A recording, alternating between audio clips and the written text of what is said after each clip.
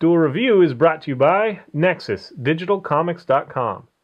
On today's Duel Review, it's Ultimate Spider-Man, the series. I'm RJ. And I'm Nick. Let's get to it.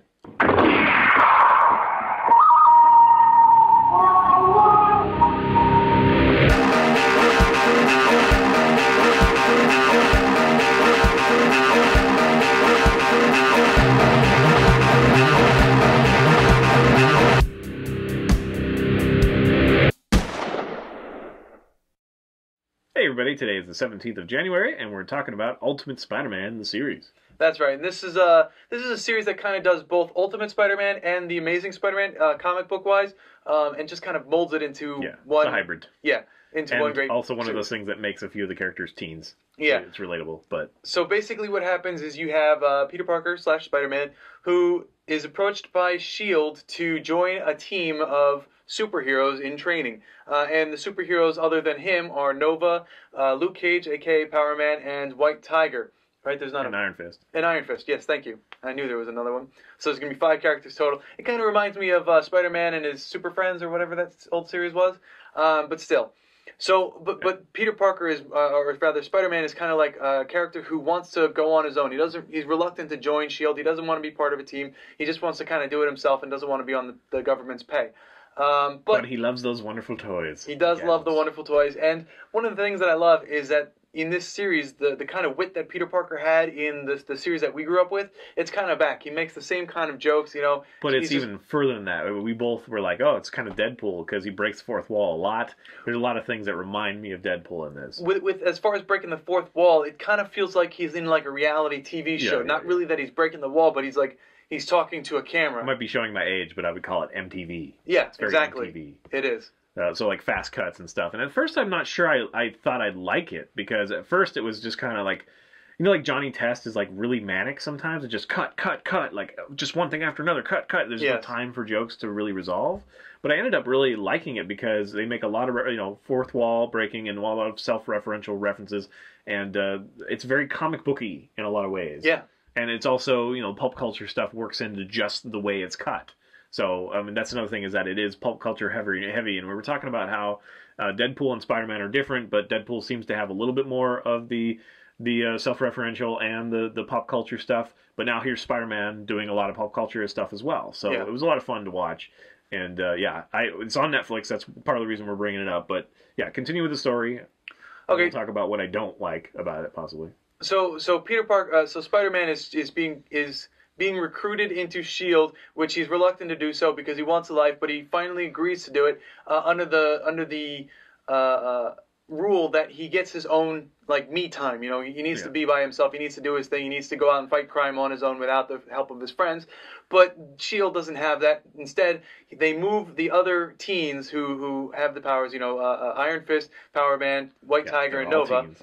And they all get moved to Peter Parker's high school, and so he has to kind of deal with that. You know, like I didn't ask you guys to be here, but now I have to be your friends because you know we're on this so they are team together almost 24/7, but they're not always dressed as superheroes. But they're always on call and kind of thing.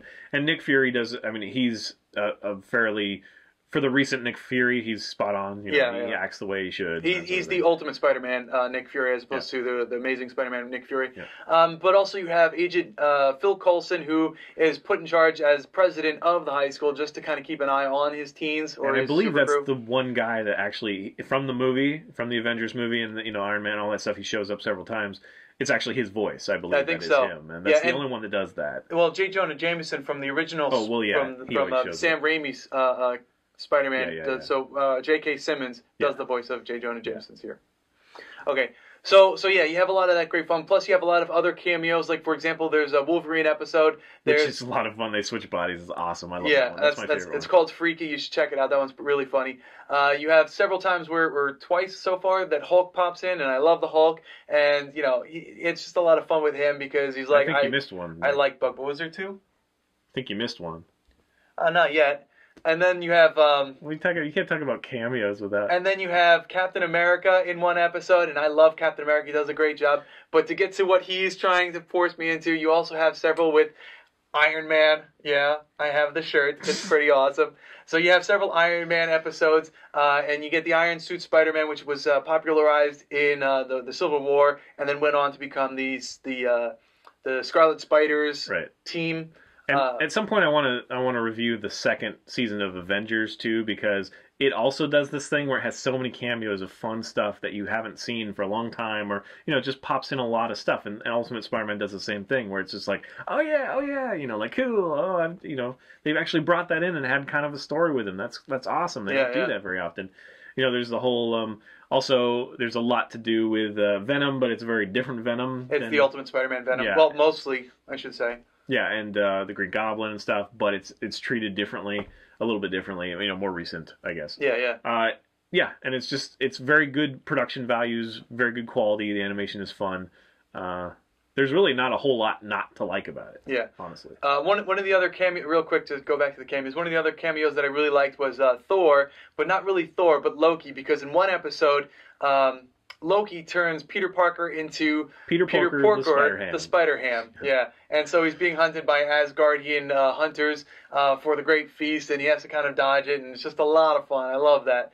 But yeah, there's so much great stuff, and I love Spider-Man and Nova's quips. How they fight each other and just kind of make fun of each other. That's a lot of fun. Then there's the episode with the Damage Incorporated or oh yeah, right.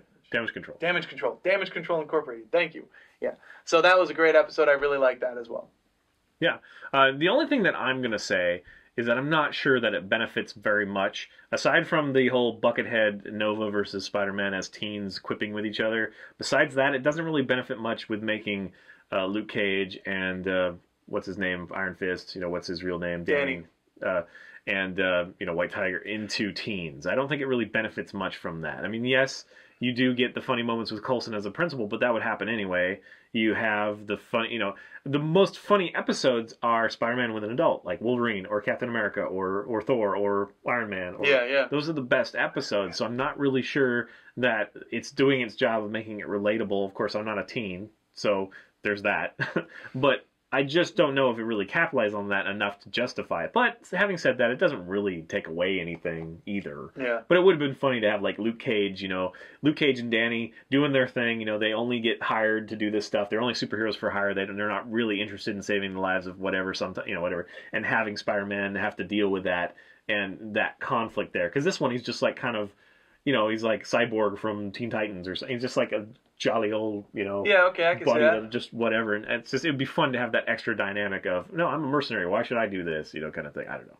It seems to rob more than it adds to me. Yeah, and unfortunately, but it's not a big deal. Unfortunately, I think White Tiger is underused. I have no idea. Yeah, I have no idea who that is. Before this, really. She out of them all, she's the only one that really doesn't add anything. I mean, she's the competitive one. She wants to be the best, but she's the girl, the token girl. Yeah, but she just doesn't really bring anything else to the table. Like Nova and Spider-Man's fighting is funny. Iron Fist's spiritual guidance is pretty fun to listen to him. Power Man can be great, but White Tiger just kind of sits there in the background, and maybe she'll say some funny things here and there, but really she seems thrown in there for no reason other than to have a token female character, which is unfortunate. I think she should have more of a personality. Yeah, I agree with that. But her ability is also just that, she has claws from S.H.I.E.L.D., but otherwise she's just athletic. Yeah. Like, she doesn't have a real ability. So I can kind of understand. I don't know why they chose her, but whatever. I mean, that's cool. It's cool. Just make something of it. Yeah. She is fun. She's just, they don't really capitalize on her. She's not really a main part of any story so far. But the new season is coming out, or has come out, yes. So that's cool. We're waiting on Netflix because we can't buy everything. So, but it is on Netflix right now. What is it, like 24 episodes? Yeah, I believe it was 24, yeah. Yeah, and it's a lot of fun. And once you start, you might not stop. Yeah. So. Yeah. Oh, yeah, the Sandman episode, that was pretty fun. Yeah. I like that one. That was interesting. Because Sandman, obviously, he takes up any sand near him. So anything that's sand, he pulls in, which means that if he's by a lot of sand, he can become unstoppable. So what they do is they somehow trapped him on this island, but unbeknownst to the team, they go there just for like a summer vacation, and it turns out that the Sandman wants to play. He's kind of got like this fractured personality, and it just kind of goes from there. It's really awesome. I really like that. Yeah, but they have some fun with the characters that, not all the bad guys are clearly bad and whatever. Yeah, it's just so cool that, like what you said, Damage Control shows up and, you did a spotlight on them. Yeah. Or, filler. Yeah, and filler. you know, nobody really pays attention to them. But here we have a whole episode, and this anime is doing a good job. This animation is doing a good job of bringing that stuff to light. So yeah, I can't wait to see the next season. So yeah, the writers were Brian Michael Bendis, who created the original Ultimate Spider-Man series, like the entire thing. He's still writing those comics today. Then you have Paul Dini, and then and those are the two comic book writers. And then on the animation side, you have the people who created Ben 10 and Generator Rex, which are two really great shows if you haven't seen them. Yeah, they're and so that all those writers together, they pushed out something really great, very episodic, but still with a lot of fun. You know, it's just a great series. I highly recommend it. I think that Spider-Man's motorcycle is kind of ridiculous. Oh yeah, but it does yield some fun stuff. And he wants a dune buggy at some point, which I think was the reference to his actual dune buggy, which was given to him by someone I don't remember in the original comics. Okay. But I think who has it now? I think Deadpool actually has Spider-Man's buggy now. I don't know. And I think Doc Ock is it's an interesting take on Doc Ock from the classic Doc Ock, so that's fun. But yeah, again, just so many of these characters show up and you're like, ugh. So have some fun, guys. Yeah. Don't worry. It's not one of those things that's like, it's only for teens and stupid to watch. Just watch it. It's fun. Yeah, it's awesome. fun. We have no shame. Let's watch. Nope, none whatsoever. Really fun. All right, guys. I think that's it. Please subscribe to our YouTube channel and follow our great playlists. Game Lab's been a lot of fun.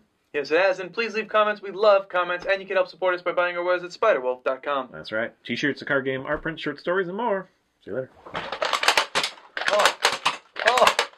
Oh. Oh. That was like right there. Coming up, it's Zoolander. Is that your glowy shirt? It is. Okay. You don't have to do it yet. Avengers Assemble! Yeah, too bad we're not doing the Avengers thing. Yeah. But Iron Man has to do with the Ultimate Spider-Man a lot. He does. He's in there. So every time we say Iron Man, you can turn on. Yeah. I'm going to put it up here, actually. So Spider-Man meets Iron Man. But you're not quick enough. I know. Well, you have to go like... Because it's like pulling on it. Gotcha. That doesn't look very natural. But that's kind of funny, I guess. Too bad you can't do it with your leg against the table leg or something that's on the wrong side. Did you catch that? He went through this horrible surgery, cost him like $5,000. That's why he hasn't been able to buy anything lately. And yeah, it pretty much just helps him like cook waffles faster. Doesn't want to do a whole lot. Way to lie, Iron Man. Just to touch upon the Iron Man lore, the guy is rich, right? And he has the shrapnel kind of inching his way to the heart, which makes no sense. But yeah, so it's like, okay, why don't you just let it just get there, attack his heart, and then do a heart transplant? You know, he can afford it. Yeah. Well. You know, and then there's the whole. Now he has like this giant 6-inch cylinder bored into his chest, so now his chest isn't. You know, I mean, if he gets punched in the chest, it's just going to collapse because there's no real support. It's one of those things that I can buy it as I was out where there wouldn't have been able to have a heart transplant, so I did this to save my life, and then it became such a great power source, and I got my own cool armor and stuff that I don't want to reverse it. But I would think that he would have removed the shrapnel by now, you know. Yeah. He kept that part in there. But... Well, I think he did end up removing it, and now, like, his heart is like a techno heart or something. I think that's where he's at now. Yeah. That's how it beats. Yeah. What is that wonderful sound? Oh, it's my heartbeat, baby. It's racing. I can figure out because it has a pocket here, you know. But then I don't. You should just leave it there. Boy, I hope you don't get a pacemaker sometime in your life. Where the hell do I put the thing? You just have to hang them there. Yeah. People, like kids, will play with it on the bus and be like, "Hey, what's going on?" Hey, everybody! Today is the 17th of January, and we're talking about. I just had January. January. Ah! You dart molested me. Aww. Oh, that's why. It flew off because there was a hair in there. Oh. Yeah. Sorry. Totally messed up. Let's do it over. Yeah. I'll just give that point to you. Thanks. So obviously it would have been yours otherwise. By the way, I just want to say thank you, Tim, for this shirt. My brother Tim got me this shirt for Christmas. You know, the super cool Iron Man shirt. I just don't know how to wash it. Haven't figured that out yet. Yeah, and I just have to say thanks to Tim, too, for buying him the Iron Man shirt, because he doesn't know how to wash it, but he wears it every day. Yeah. Thanks a lot. Yeah. Thanks. Merry Christmas. He's It's saying cool. I'm I'm smelly. jealous. I'm totally jealous. I'm smelly. It's a cool shirt. Here's the frickin' switch. Oh no! It's cool shirt. It's cool shirt. Right there. It's cool shirt. Very cool.